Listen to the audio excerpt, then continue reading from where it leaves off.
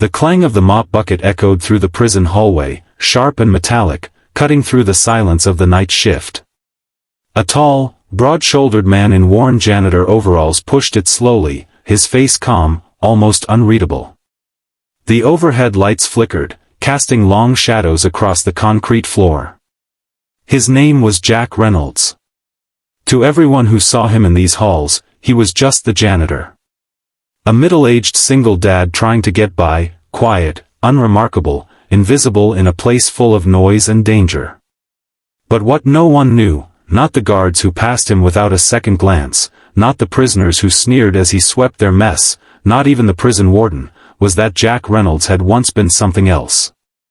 Long ago, before his son was born, before life had beaten him down into silence, Jack was a legend.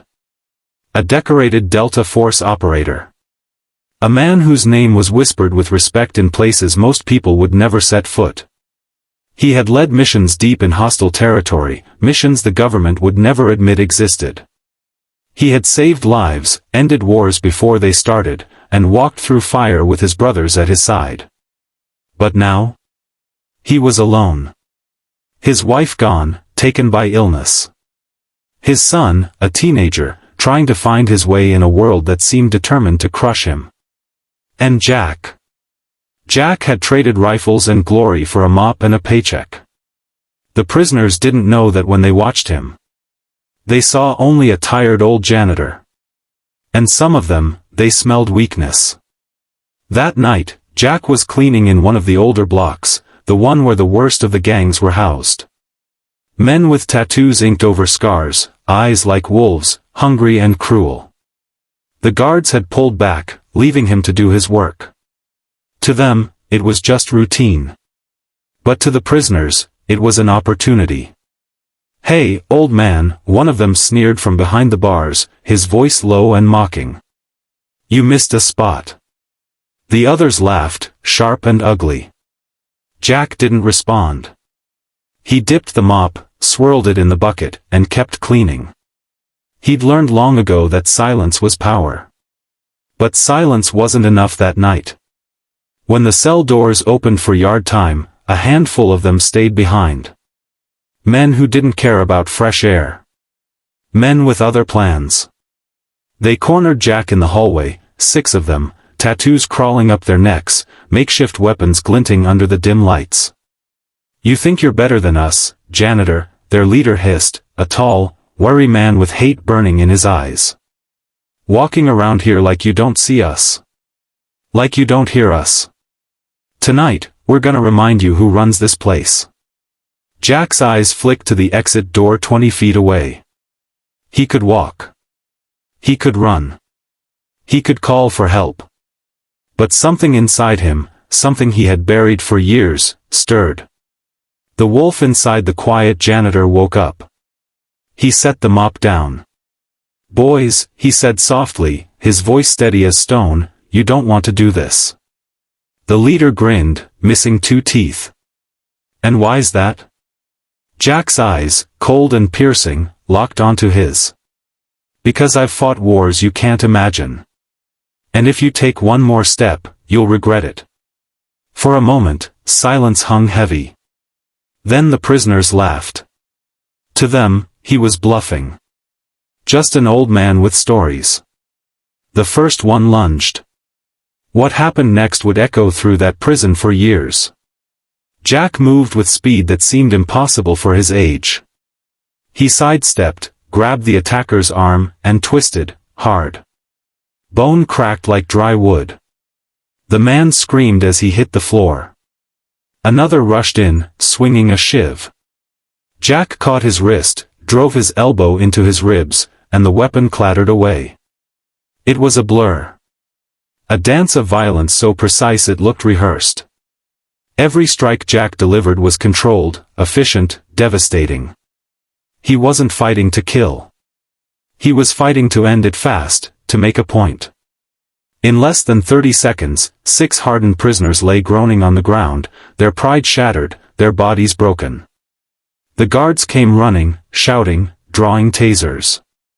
But when they arrived, the fight was already over. Jack stood there, breathing steady, as if nothing had happened. His eyes flicked to the prisoners, then to the guards.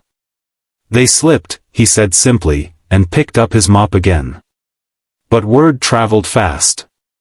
By morning, the entire prison knew. The janitor wasn't just a janitor. He was something else. Something dangerous. At first, the prisoners whispered in fear. Some avoided him. Some glared with hate. The gangs began to plot. Who was this man? Where had he learned to fight like that? And why was he sweeping floors in their prison? But one person saw more than just mystery. His name was Daniel, Jack's son. A lanky 17-year-old who had lost his way since his mother's death. He had grown bitter, angry, slipping into trouble at school. He thought his father was just a failure, a janitor who couldn't give him the life other kids had. Until that night. When Daniel heard what happened, he confronted Jack in their small, run-down apartment. "Why didn't you tell me?" he demanded, his voice trembling with both anger and awe. "Why didn't you tell me who you really are?" Jack looked at him, tired eyes filled with something deeper than pride, something like sorrow.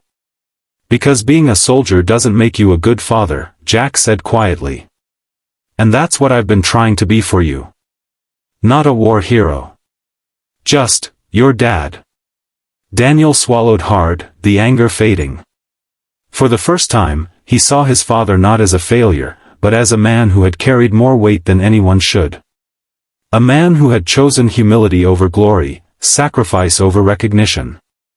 But the story didn't end there. The prison gangs didn't forgive humiliation. They plotted revenge, waiting for the right moment. And one night, they got it. During a lockdown drill, when the guards were stretched thin, they came for him again. More men this time. 10. Maybe 12. Shadows slipping through the dim corridors, faces twisted with rage.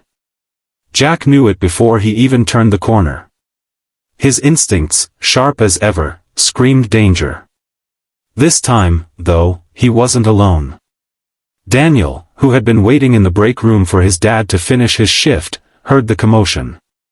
He saw the gang closing in. And for the first time, he understood. His father wasn't just fighting for survival. He was fighting for him. For their life together. Jack stood his ground. His fists curled, his stance steady. The first attacker came fast, but Jack was faster. He dropped him with a single strike. Another swung a chain, Jack ducked, countered, and sent him crashing into the wall. But there were too many. Even for him, the odds were impossible. Until Daniel picked up the fallen mop handle and stepped forward. "Get away from my dad," he shouted, his voice shaking but fierce. For a split second, the gang hesitated. And that was all Jack needed. With his son beside him, something inside him ignited. He fought harder, faster, with a fire he hadn't felt in years. Father and son, back to back, holding the line. The fight was brutal, but by the time the guards arrived, the gang was broken. Jack stood bleeding, bruised, but unbowed. Daniel's hands trembled as he dropped the mop handle, his chest heaving with adrenaline. The guards stared, wide-eyed. They didn't ask questions. They couldn't. In the aftermath, Jack was called into the warden's office. He expected punishment, maybe even arrest. But instead, the warden leaned across the desk and said quietly, "Reynolds. I know who you are. And I know what you've done. Men like you don't just disappear. But maybe you're exactly what we need in here." Jack said nothing. He didn't need recognition. He didn't need medals. All he needed was waiting at home. That night, as he and Daniel walked out of the prison together, the boy looked up at his father with new eyes. "You're not just my dad," Daniel said softly. "You're my hero." Jack smiled faintly, the first real smile in years. "No, son. I'm just a man who never gave up. And neither will you." The city lights